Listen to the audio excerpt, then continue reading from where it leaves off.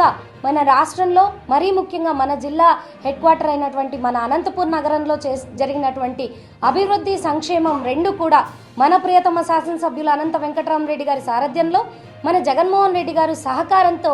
ఎంత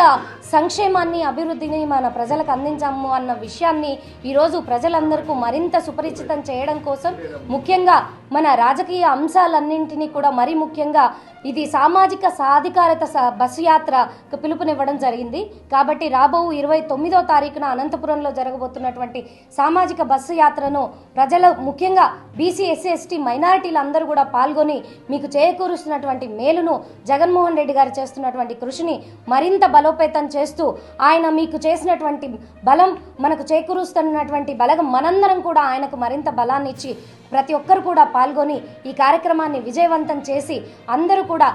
మీ యొక్క ప్రోత్సాహాన్ని పార్టీలో జరుగుతున్నటువంటి అంశాలని దుష్ట చతుష్టయాన్ని కూడా తిప్పికొట్టాల్సిన అవసరం ఉందని కూడా నేను ఈ సందర్భంగా తెలియజేస్తూ 29వ తారీఖున 3 గంటలకి మన పాతూరులో ఉన్నటువంటి గాంధీ సర్కిల్ మార్కెట్ వద్ద ఉన్నటువంటి గాంధీ సర్కిల్కి అందరూ కూడా చేరుకొని సభను అందరూ కూడా జయప్రదం చేయాల్సిందిగా కోరుకుంటున్నాను. Thank you.